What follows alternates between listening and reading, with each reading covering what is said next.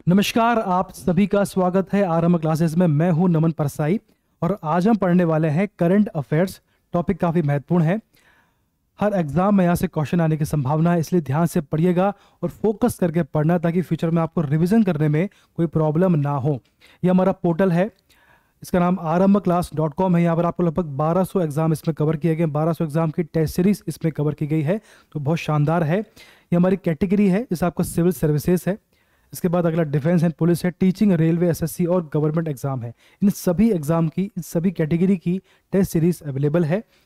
अभी हाल ही में एमपीपीएससी की वैकेंसी भी आ चुकी है, तो उसकी भी टेस्ट सीरीज अवेलेबल है। तो इसमें खास क्या देखें जरा इसको, इसमें खास यह है कि इसमें आपको 200 टेस्ट इसमें कवर किए गए हैं। इसमें आपको 60 मॉक टेस्ट, 60 आपको 60 जो है एफएलटी यानी मॉक टेस्ट इसमें कवर किए गए हैं। एफएलटी इसमें कवर है। इसके अंतर्गत 21,000 प्लस क्वेश्चन को इसमें कवर किया गया, जो कि आपके बाइलिंगुअल है, जो कि हिंदी और इंग्लिश दोनों में इसे अवेलेबल किया गया है। काफ़ी कम प्राइस में पैकेज अवेलेबल है, तो आज ही इसे परचेस करें और अपनी एग्जाम की तैयारी शुरू करें। चलिए, ये हमारी एप्लीकेशन है, इसकी लिंक भी डिस्क्रिप्शन में है, तो आज ही इसे डाउनलोड करें और अपनी तैयारी शुरू करें। चलिए, अब शुरुआत करते हैं। सबसे पहला क्वेश्चन आपके सामने आ रहा है, पैंगोंग त्सो मैराथन का गिनीज रिकॉर्ड किसने बनाया है? 4 ऑप्शन आपके सामने हैं, हिमाचल, जम्मू, असम या लद्दाख। इस टॉपिक को पहले हम पढ़ चुके हैं, इसका आंसर लद्दाख है। देखिए क्या है ये टॉपिक, देखिए समझे इसको। अभी हाल ही में लद्दाख में फ्रोजन लेक मैराथन हुआ था। फ्रोजन लेक मैराथन हुआ था, जो कि अपने आप में एक विश्व रिकॉर्ड है। विश्व रिकॉर्ड अपने आप में है ये, और चूंकि ये लद्दाख में हुआ था तो इसका आंसर क्या होगा? इसका आंसर होगा लद्दाख। ठीक है, चलिए आगे बढ़ते हैं। सबसे अगला क्वेश्चन है, रूस ने किस परमाणु संधि को निलंबित किया है? स्टार्ट, विनर, फ्रेंड्स या यूनाइटेड? इसका आंसर है स्टार्ट। देखिए क्यों आंसर इसका स्टार्ट है, देखें।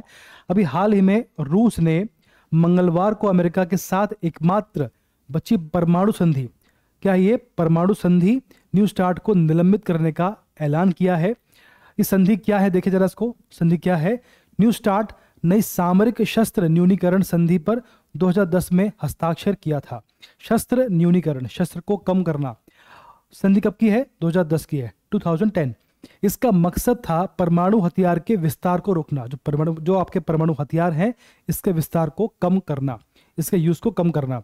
अब जो देश इसमें शामिल हैं, देश 1550 किलोमीटर लंबी दूरी के परमाणु हथियारों को ही परीक्षण कर सकते हैं। लिमिटेशन बना दी गई इसमें। यह संधि परमाणु हथियार ले जाने में सक्षम मिसाइल का उपयोग सीमित करती है। 4 इसमें प्रावधान है। तो बेसिकली देखें हम लोग, तो इसमें कीवर्ड क्या देखो, इसमें कीवर्ड्स क्या क्या है देखो। सबसे पहला है, संधि का नाम है न्यू स्टार्ट। संधि का नाम है न्यू स्टार्ट। इसका फुल फॉर्म क्या होगा? इसका फुल फॉर्म है स्ट्रेटेजिक आर्म्स रिडक्शन ट्रीटी, संधि। ठीक, ये संधि कब हुई है? 2010 में हुई है। किसके बीच में हुई है? यूएसए और रशिया के बीच में संधि हुई है। ठीक, इसका उद्देश्य क्या था? इसका उद्देश्य था परमाणु हथियारों के विस्तार को कम करना, विस्तार को रोकना। बात क्लियर है? और वर्तमान में इसे निलंबित कर दिया गया, इसे समाप्त कर दिया गया है। इतना पर्याप्त है। चलो अगला क्वेश्चन आपके सामने है। देखो इसमें आपको दिया गया है यूएसए, ये आपका यूएसए है, ये रशिया है, संधि का नाम है न्यू स्टार्ट है। तो इसका उद्देश्य था परमाणु जो हथियार हैं उनका उपयोग कम करना। चलो अगला क्वेश्चन आपके सामने है, भारत का पहला सेमीकंडक्टर प्लांट कहाँ बनने वाला है? मध्य प्रदेश, गुजरात, महाराष्ट्र या राजस्थान? इसका आंसर है गुजरात। गुजरात में भारत का पहला सेमीकंडक्टर प्लांट बनने वाला है। अब कौन सी कंपनियां इसमें शामिल हैं? इसका आंसर है फॉक्सकॉन और वेदांता जो है मिलकर जो है इसकी स्थापना करने वाले हैं। कहां पर? गुजरात में। चलिए इसके बारे में थोड़ा पढ़ लेते हैं।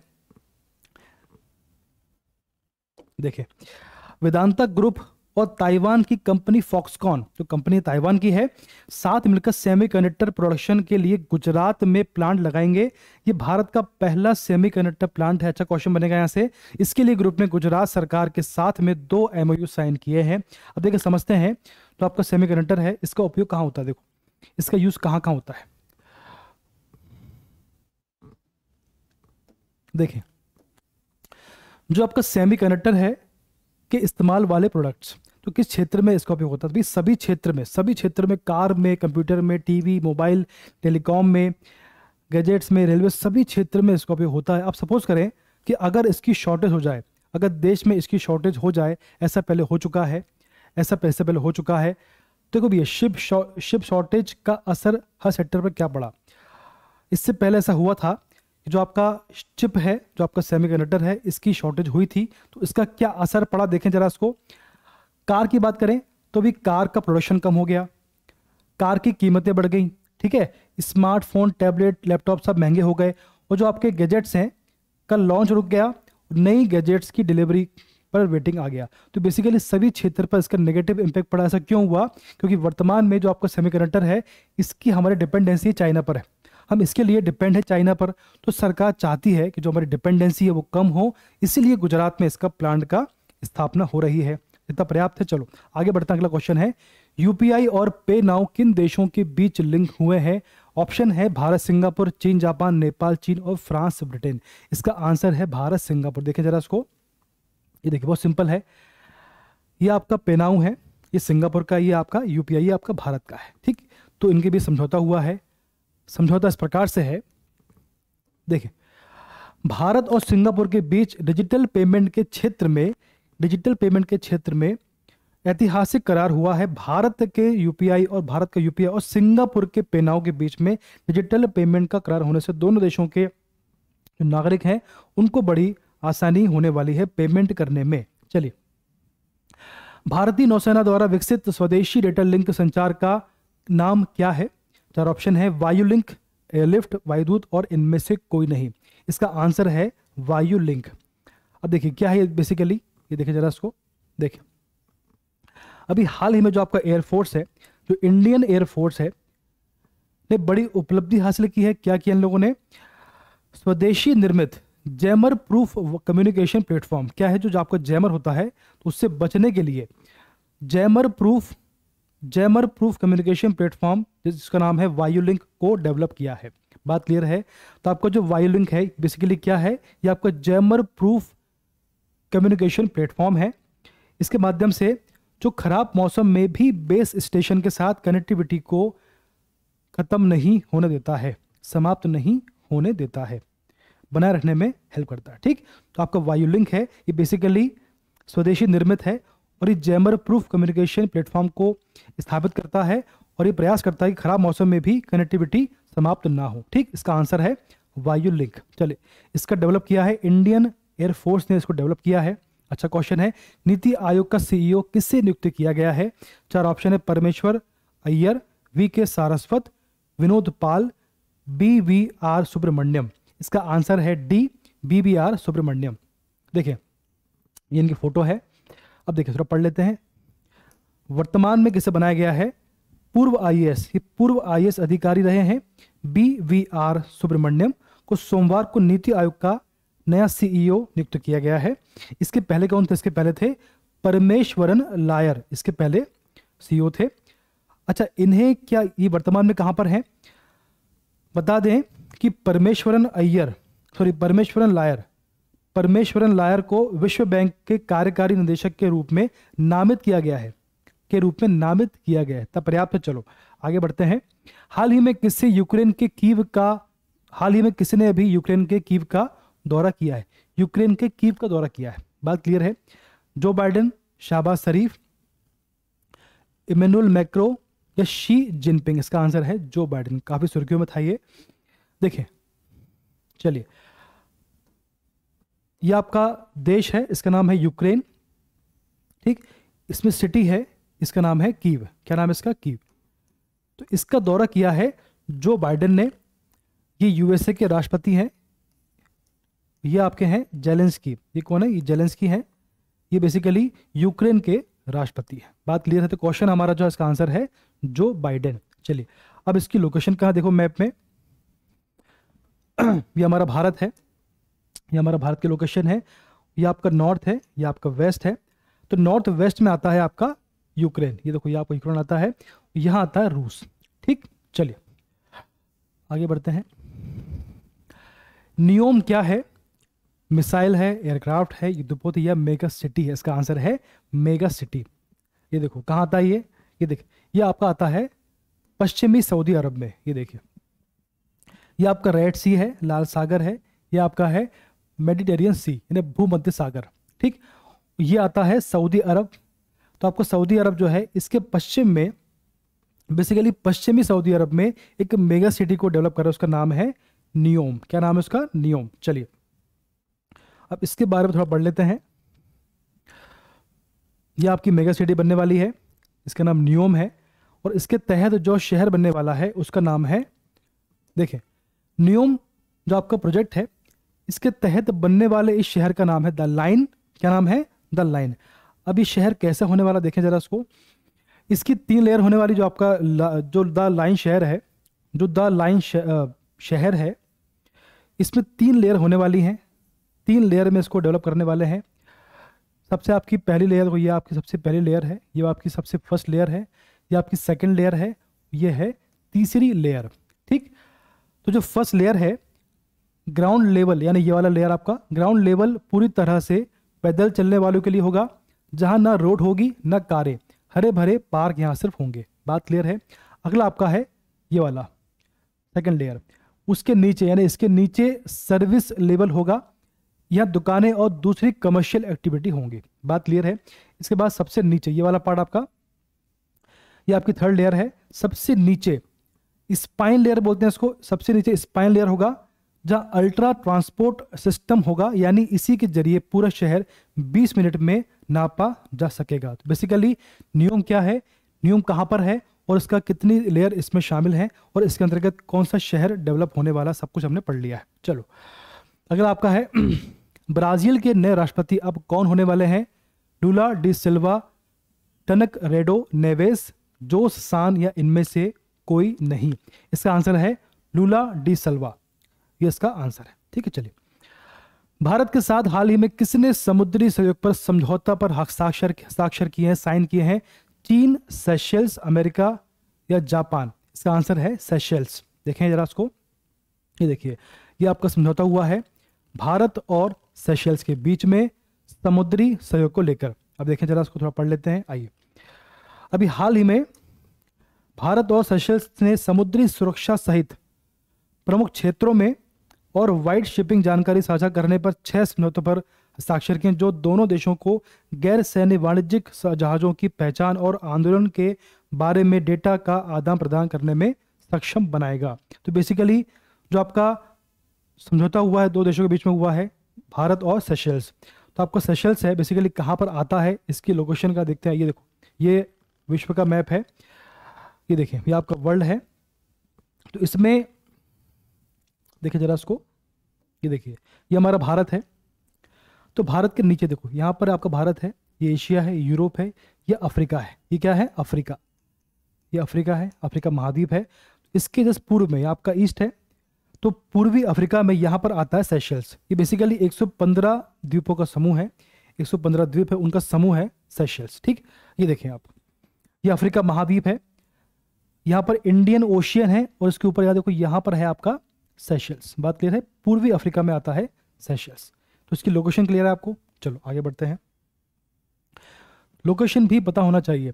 कौन सी संस्था तेजस मार्क 2 फाइटर जेट बनाती है? भेल, HAL, HCL या HPL? इसका आंसर है HAL। काफी अच्छा क्वेश्चन है ये। तो भी आपको जो तेजस है, तो इसका निर्माण करती है HAL।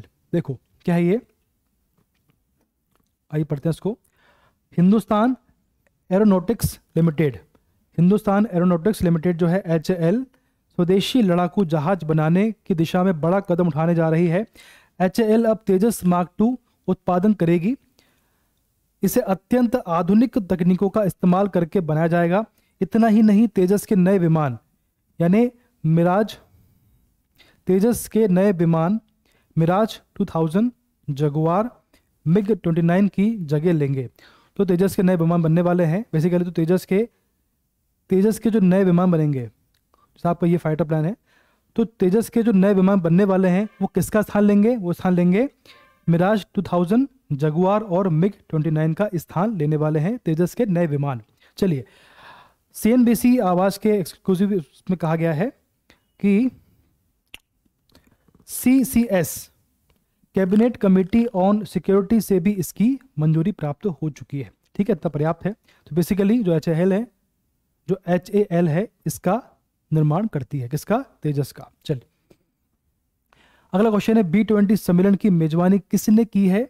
नागपुर, लखनऊ, मणिपुर या इनमें से कोई नहीं? इसका आंसर है मणिपुर।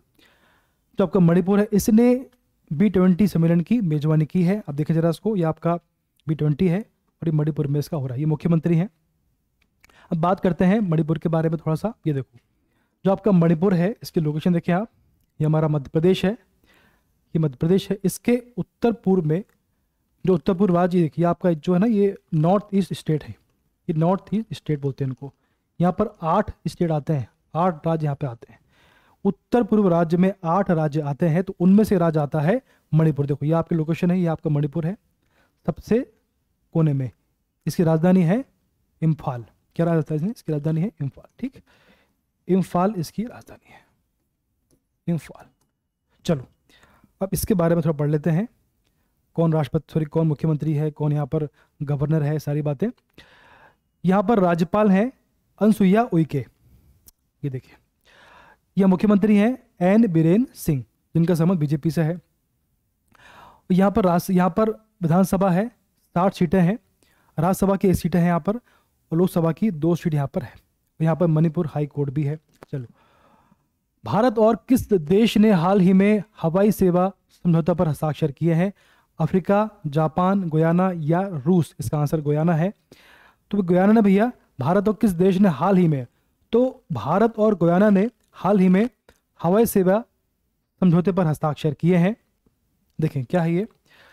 सबसे पहले बात करें किसकी लोकेशन कहाँ है। ये देखो, ये हमारा भारत है, ठीक, ये अफ्रीका है, ये आपका साउथ अमेरिका है। तो साउथ अमेरिका के नॉर्थ में ये देखो, यहाँ पे गुयाना आता है। इसकी लोकेशन क्या है? साउथ अमेरिका का नॉर्थ। ठीक, ये गुयाना है आपका, ये गुयाना। ठीक, इसकी लोकेशन है साउथ अमेरिका। ठीक, यहां पर आपका है अटलांटिक ओशियन, इसके ऊपर है अटलांटिक ओशियन। ठीक, चलो आगे बढ़ते हैं। भारत और गुयाना के बीच में यह समझौता 2 देशों के बीच हवाई संचालन के लिए कानूनी ढांचा प्रदान करता है। बता दें कि वर्तमान में भारत के पास लगभग 110 देशों के साथ हवाई सेवा समझौते हो रखे हैं। चलिए, रूस ने अंतिम परमाणु संधि किससे तोड़ी है? चीन, यूक्रेन, अमेरिका और पाकिस्तान? इसको हम पढ़ चुके हैं, इसका आंसर अमेरिका है। ठीक, ये देखो, संधि हुई थी आपकी, इसका नाम था न्यू स्टार्ट इसका नाम था। इसका संबंध है परमाणु हथियार से इसका संबंध था। ये संधि हुई थी आपकी सन 2010 में, और इसे वर्तमान में इसे समाप्त कर दिया गया है। चलिए आगे बढ़ते हैं। G20 कल्चर वर्किंग ग्रुप की बैठक की मेजबानी हाल ही में किसने की है? खजुराहो, मुंबई, नागपुर या इंदौर? इसका आंसर है खजुराहो। काफी चर्चा में रहा था ये देखें जरा इसको, ये देख, विश्व की first culture working group meeting हुई है 22 से 25 फरवरी के बीच में 2023। इसका वेन्यू है Khajuraho, UNESCO world heritage site. ठीक, चलिए, अंतर्राष्ट्रीय मातृभाषा दिवस कब मनाया गया है? 18 फरवरी, 21 फरवरी, 19 फरवरी या 20 फरवरी? इसका आंसर है 21 फरवरी को अंतर्राष्ट्रीय मातृभाषा दिवस मनाया जाता है। इसका इतिहास क्या है, इसको डिस्कस करेंगे बाद में। उत्तर भारत का पहला परमाणु संयंत्र कहां बनने वाला है? उत्तर भारत का पहला परमाणु संयंत्र हरिद्वार, दिल्ली, हरियाणा, लखनऊ। बहुत अच्छा क्वेश्चन है ये। हरिद्वार, दिल्ली, हरियाणा, लखनऊ? इसका आंसर है हरियाणा। तो भी हरियाणा में उत्तर भारत का पहला परमाणु संयंत्र बनने वाला है। देखिए इस प्रकार से बनने वाला है। अब इसके बारे में कुछ पढ़ लेते हैं। देखें, केंद्रीय विज्ञान और प्रौद्योगिकी मंत्री ने हाल ही में घोषणा की है कि हरियाणा के गोरखपुर में, कहां पर? गोरखपुर में एक नया परमाणु संयंत्र बनाया जाएगा।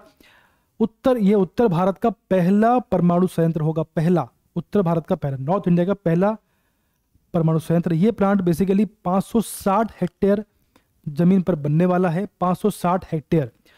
ठीक, इससे 2800 मेगावाट बिजली पैदा होगी। कितनी होगी? 2800 मेगावाट, 2800 मेगावाट बिजली का प्रोडक्शन यहाँ पर होगा। नींव का पत्थर 2014 में रखा गया था, इसकी शुरुआत हुई थी 14 में, लेकिन इसका निर्माण शुरू नहीं हो पाया था, तो हालांकि निर्माण अभी शुरू हुआ है। पहला चरण 25 तक पूरा हो पाएगा। इसका जो पहला चरण है 2025 तक पूरा हो पाएगा, और दूसरा चरण जो है 2028 तक पूरा करने की संभावना है। ठीक, इससे दूसरे चरण के पूरा होते ही यह संयंत्र 2800 मेगावाट का उत्पादन पूर्ण रूप से चालू हो जाएगा। बेसिकली इसमें खास क्या है?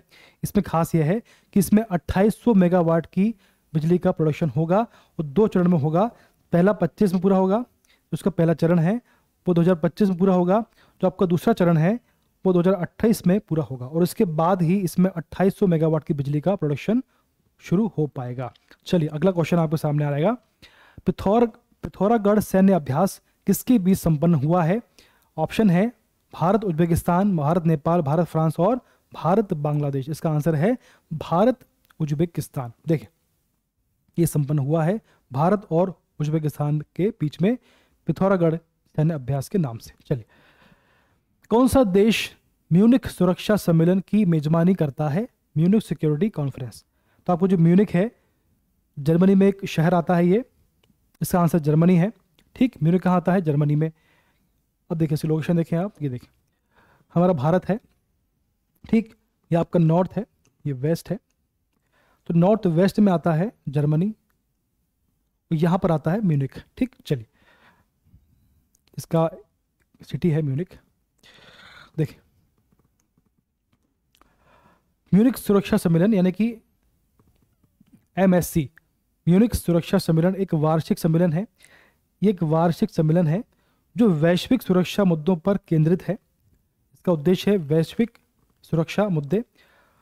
2023 के सम्मेलन में जो हाल ही में आयोजित हुआ था, यूक्रेन को अभी हुआ कि वर्तमान में 2023 में जो सम्मेलन हुआ है, इसका मुद्दा था, फोकस था यूक्रेन में युद्ध पर फोकस किया गया।